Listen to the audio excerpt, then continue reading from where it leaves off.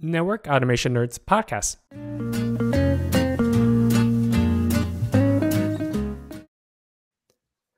Hello and welcome to Network Automation Nerds podcast, a podcast about network automation, network engineering, Python, and other technology topics. I'm your host, Eric Cho. Today, we welcome back Alex from a technical marketing perspective to join us again. Last week, we talked about his background, what led him into technical marketing in networking space, as well as some of the challenges that we face as delivering that network automation message. Maybe some of it has to do with the culture, some of it has to do with kind of trying to change tires while we're driving, all these other stuff. So this week we're going to dive more into it, maybe give some of the specific advices, and just see where the conversation takes us. So welcome back, Alex. Thanks. It's great to be back. Thanks for having me. Yeah. So, I mean, last week we actually kind of opened the Pandora's box, right? Because it was, I feel like we're kind of scattered a little bit because it is a big topic, and it is, all kinds of variety of factors that plays into maybe the engineering background, maybe the team size, maybe the cloud movement. So I want to be more specific and say, well, if you're a network engineer who's looking into a mid enterprise, right? Like you're one of the networking team, but your primarily job function is to make sure everything's up and running. And you're at AutoCon 0, you come back and you want to advocate for network automation. What would you, from a marketing perspective or from convincing perspective, conversation wise, what would you say to your boss in that regard? Well, my mind goes to two places. One Sure. is I think that sharing the perspective of that a lot of the great automation work that's being done is being funded by taking advantage of when you're making changes and when are we next going to be making a new investment, and how is there a way that we could prepare to take advantage of that, like to get some add-on funding to up our level of automation here. And there were some great talks about how to justify that. They were really cool, be worth checking out, and maybe we could all brainstorm about how to set that up, because I think that just having something positive as a possibility to offer, Yeah. to your boss as like, this could be a really, hey, I know we're supposed to do a refresh of X Right. portion of the network in in a year or whatever, something like that. Right. I mean, that's the reality, right? It's not Yeah. not happening tomorrow, especially not in the holidays. And so yeah, could we think ahead, and could we kind of start making a game plan for that? I think it's gonna be really exciting. It could be a Right. really great, thing for our team, etc. And I would like to get involved in that. I would love, I want to develop my skills and all that sort of thing, Right. because I think, sometimes, as a manager, you're going like, you have so many things you're trying to juggle and keep those lights on and try to push forward some initiatives. If someone's coming with ideas and willingness to kind of lean forward and invest, that's always encouraging to a manager too. And it can be kind of one of those things like, cool, I'm going to check those talks out. Yeah, I've been having some of those thoughts, and it's good to even have a brainstorming partner. Right. I mean, I like that. I think that is very true, is that you want to be explicit, right? Even like the movie Inception, right? Like you're planting that seed deep down into the subconscious. Even if you're not doing the refresh tomorrow or the next year, you're planting that seed and say, next time when we're doing something, and you explicitly express your intent. And I mean, I don't want to get into like the supernatural stuff, but I really do believe in like The Secret, right? For the book, The Secret is you want to express, and then your senses will be open. So now you're saying to yourself and your boss that I want to be involved in network automation, and now your receptacles are open, and now you're receiving all this information on that. So I really like that suggestion.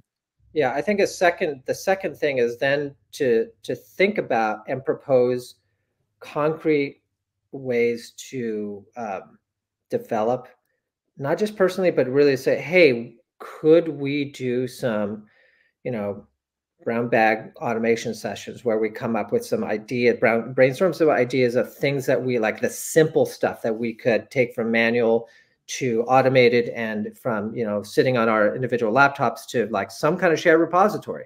Hmm. Like, if we don't have a GitHub or GitX, whatever, you know, GitLab. yeah, GitLab, could we do something? And, because I'm interested in, developing some automation for these common tasks, and maybe there's some others who are interested in that. Could we do something like that? That's another really concrete thing to do. That's also personal enrichment and investment, but also makes it a team sport, right? Yeah. Yeah. Any manager who hears that someone wants to help the team grow is going to be like, let's do it, right? I Or mean, if help your you get manager grow, right? say like, I support that, then, you know, Yeah, red yeah. Maybe that's not the right place long term, right? But no, I definitely agree with that too. I think, I recorded a few podcast sessions today, and most of them are, down to what you were saying about start flag. something easy, like the low hanging fruit, and Yes, that is where that a lot of the use cases that's represented in, I don't know, Cisco Networker, Cisco Live, or AutoCon Zero will come into play. They offer this concrete, specific on ramp strategy for right. you, and you just have to like kind of plug and play your use case in there. And whether that's, like you said, Git, or whether that's automating this one task that's repeatable and stable and reliable, then those are actually the concrete steps that you could take. Yeah. It's kind of like it's it's the equivalent of a, adopting project management, or, a system, right? Yeah, I mean, like, everybody has to use it for it to be successful to some degree. Like, so just getting people to agree to say, like, okay, let's do it this way going forward. yeah, That's progress. And then over time, you do more and more of that. All of a sudden, it's like, hey, wow, like 30% of the things we do are automated now. Like, what? When you make that kind of progress, all of a sudden it gets exciting, right? Because you think like, what would it take for us to get to here? What would it get to for us, take for us to get to here? You yeah. know? And I think that kind of momentum is really becomes addictive. So how do you develop that muscle, right? So I mean, Alex, just talking to you, I know you're a man of wearing many different hats, and we talked about like delivering that message to your boss. Part of it is just convincing other people, right? Like speaking and writing and getting your message across. And a lot of us network engineers, we know we locked ourselves, like you said, it's a lonely thing. We locked ourselves in the basement. The only thing we talk to are the routers and switches. How do we gain that muscle? How do we gain that muscle of uh empathy and delivering business value? How do we train for that? That is, I mean, there's a few different answers, Okay. leveled answers to that. um, I think one of the simplest ways is to find a partner or an ally, just a Okay. very practical basis, right? Yeah. Or Just maybe a get, mentor, right? yeah, or a mentor, Yeah. like if you're really starting from, I don't know where to start. Um, I mean, obviously, I don't think it's uncommon for engineers to invest in their own education. That's common. Sure. So, Sure. just allocating some educational and mind budget to automation, but beyond the automation, because that's the technical part, is even sort of like things like, how do I learn how to build a business case? Exactly. Right. Um, because learning biz speak is its own protocol that oftentimes is very I like foreign. I like how you put it, right? Like instead of framing it like, oh, this is the other field, right? This is just another protocol. You just need to learn this. You That's just the need way we communicate. exactly, and Yeah. it is true, because biz speak is a sort of a way of getting getting the connection that you Yeah. need to the person's point of view, and someone who's up the chain. I mean, like, one of the thought experiments I like to do oftentimes when I talk to technical people about, like, as a marketer, if I'm working for a company, like, hey, what was the benefit you get, is there can be a very technical track to that. But one of the things I like to ask is, okay, if you had to explain to your CFO Mm, why this is valuable. What would you right. say to them? They don't Right. know anything, and it's sort of like the grandma test or whatever. But the CFO is a better test because your grandma doesn't has no vested interest. The CFO does because they're signing a Yeah. check. There's a certain angle that he's very interested in, like, i.e. money. Right, because spending on tools and everything is one of those things that CFOs are always like, Yeah. Are you a really, cost really, center really or are you money generation machine? right. And so, even thinking about stuff like that, how would I explain what is that I want to do or what we want to achieve to a CFO? Yeah. I'm at the proverbial cocktail party, and he says, "So I hear you're working on some project. What is it, and why is it?" Yeah. Well, we have to be at that party first, right? So we have to come out of that basement. Yeah. But I mean, I think having the practice means that when you have, because sometimes it's just being ready to take your shot. It's Yeah. literally the elevator pitch, right? Right. It's ability when you have the hallway conversation opportunity, whether that's, in a huddle or in an actual hallway, your ability to say, even just socially, say, hey, we're working on some really cool stuff that is we think can add a lot of value to the business because we can increase our security, uh, Yeah. reduce our security risk by Yeah. making sure that we're always really buttoned up on our configurations. It's one of the major ways that security kind of having a lot of it, vulnerabilities oftentimes comes from just inconsistencies. You can't say attack surface or whatever. Right. Right. What that is, like inconsistencies in the way we deal with our systems can be exploited by attackers, and we can really reduce our risk. You talk to a CFO about what do CFOs really care about. They care about spending, they care about risk, Right.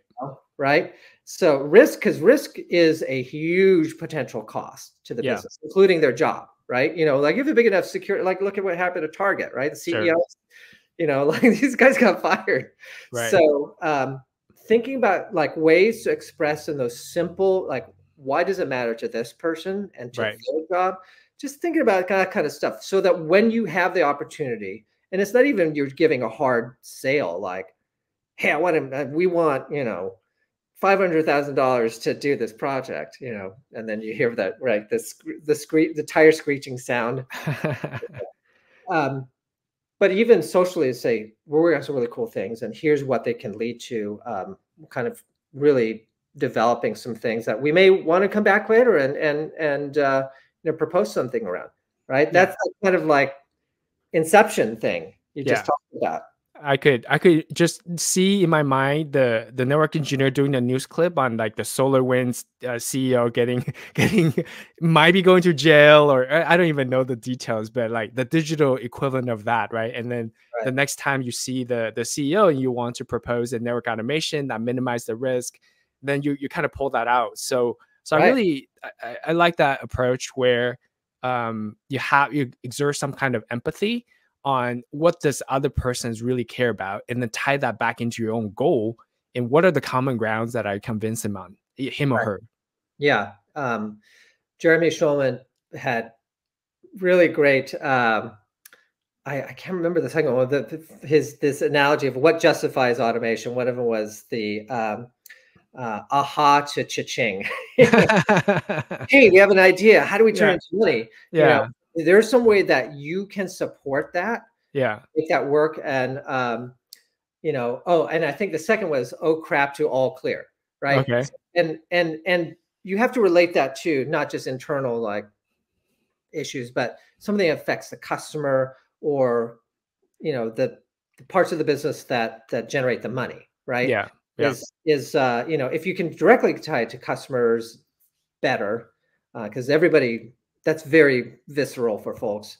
But even if it's like, hey, you know, we want to make sure that in the past there have been issues in the network, at quarter end, and that's really bad for sales, really bad for closing the books, all that, whatever, that kind of thing. And here's, by automating, we can make sure that these kind of outcomes that we reduce those, and we give everybody a great experience, and everybody can be more productive, et cetera, et cetera.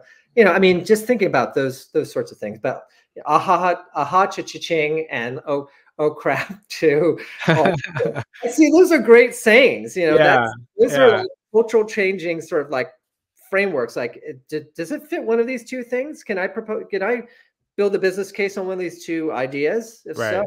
then I might have a shot.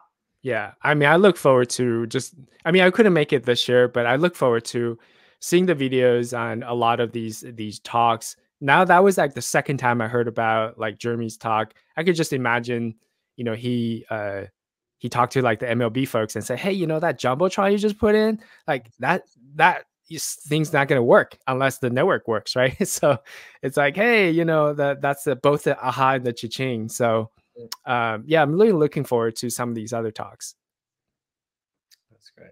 Yeah. So, I mean, what are your? I mean, let me shift the our conversation a little bit and just asking you about what are your overall impressions um, on the event, and how did you hear about the event, and what drove you to attend the event? Um, well, I mean, there's a lot of folks I know, and either know directly, have worked with, or have crossed paths with in Yeah. that community. So Chris Grundeman, I mean, I've worked with him and various things.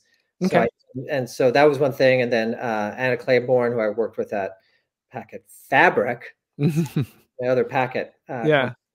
company, um, is I think on the board, and she was giving a talk. So I just started seeing it pop up. It's like I have Yeah. her. This is one of the most interesting things. Well, this is a really interesting one, and I had recently been out of the networking space for a little bit, working in a very different sort of business, and then having come out of that, I was like, I miss it. I need to get back in. Hmm. Um, Hmm. I think not getting out of the networking, that general arena, for a little bit, reminding me, like, this is really kind of this is my comfort zone. This is the stuff I enjoy. This is what I know. This is the thing that I'm tracking mentally. Right. But it made me really feel like, yeah, I gotta try to show up. Nice, nice. And so did you go both days, or did you arrive like on Sunday? And what's your overall impression on the scheduling? Because a part of the one of the reviews I saw was, like the first day was too short, the second day was too long, or something like that. So what are Yeah. your overall impression on just the logistics? I'm sympathetic uh, to that view. I definitely think the second day got a little ragged at the end, because it was just there was a ton of really good content. Yeah, I think that um, the the trick of that is keeping momentum as much to the end. So yeah. the last sessions were pretty late in the afternoon, really almost into the early evening, Hmm. and the crowd thinned out a lot, which is unfortunate, because it was hey, how do we move this forward? That said, I actually flew in the morning of the first day, so I was Oh, there for okay. 4 days, and Yeah, it wasn't a long trip for me. It was in Denver. It was like, okay, it was easy to get to. I got up very sure. early that morning, but I was able to show up and be there for the whole first day, Yeah, which was really kind of like a half day. yeah, I appreciate the consideration of not forcing multiple nights, yeah. something like that, but maybe, I think it's probably it's not a bad idea to keep it sort of economical that way. Um, that said, if you look at where people are coming from, and they're going to have to come in the day before anyway, you might as well have more of a full day on the first day, and then maybe bring it a little shorter on the second day. Hmm. I mean, I can't fault them. It worked for me. Yeah. So I think it was awesome. Yeah, No, I think that, yeah, probably if they had flipped it a little bit, yeah. would maintain the energy level. Um, I think that there's a psychological trick, though, which is, um, you kind of probably have to extend the day a little bit. You can't, if you call it a day too early, people will plan to leave even earlier. But if you actually call it at like 4, Mhm. people will stay. Hmm. for that. If you Hmm. call it at like 2, they're like, yeah, maybe I'll just take off at noon. Yeah. And then you lose all the benefit of people being there. So I don't know, it's an interesting planning question. Yeah. I mean, I It's think probably too long of an answer, but it is an interesting. no, I mean, there's something that's I think relevant to all of us, right? Because I mean, for all of us who have attended conferences, I see a lot of I mean, and obviously this is the first year, so there's going to be AutoCon 1 already. But I see a lot of good practices at PyCon, and they've done a lot of practices on and iterations on what makes the best experience. So they will have like a little bit of a hackathon before. So if people arrive early, they have something to do. They have Yeah, some social event, and in the morning they have a quiet place for people to have hallway conversations. So there are people who showed up just for hallway conversations. So they might as well book like private rooms where they could put the topic in, and yeah, then whoever is interested in this one observability, they could just go into this room, and then right. people just like rotate out. And some people who are very invested in that space would just stay in that room the whole time, and Yeah. while others would just kind of rotate. Yeah, and that's great. And I think that this kind of a conference lends itself, or a PyCon that really lends itself to that sort of um, more creating more shared spaces. Yeah, exactly, Yeah. exactly. So I Um, mean, and I like the mission about. I mean, I don't really like that tagline on why haven't we see wider adaptation, because that's kind of gave a. I mean, that's my own personal opinion, right? I want something to be more like cheerful and say like let's march toward this goal versus it's like, oh, you know what? Why are we not doing something? So that's yeah, just my I mean, own pet thought. again, I mean, I think um, I think going forward, Yeah, aspiration is always going to be a little bit more powerful. I think so too. But I think it was punchy, and I think they were Yeah. they were trying to land a little bit of the barb of like, "Come on, everybody," right? Thing. And so, and I think it It's did. 2023. Why are we, XYZ? I remember going to these Gartner conferences year after year after year. The IOCS, or they had 12 different versions of the name of the time, but it was IT operations one. Yeah, Usually was like in November or October in Vegas. Okay, sure. year after year after year, and then you go to the networking session. And they're like, they will say, "Well, here's the results of the survey about who's still primarily using CLI versus automation," and it never changed. So, like, we already know it's going to be like 87% are pretty much doing everything on the CLI still, Yeah, uh, because the Gartner audience tends to be more of like the middle. corporates and Fortune Yeah, 500s. like, yeah, Yeah, they don't have the luxury of being all in cloud, for example, or right. it's really digital. So, you know, um, so you get a little bit of that frustration thing happening. So I get that, but I do think that there's probably a more aspirational Hmm. thing to tagline or to aim for in the future. Hmm. And again, it's about the whole, like, how do you tell the story? What's the story? Where is this going? Yeah, Yeah.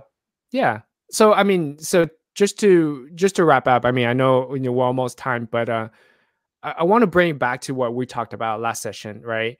On technical marketing, whether that's for a network automation or something else, telling a story. So how do people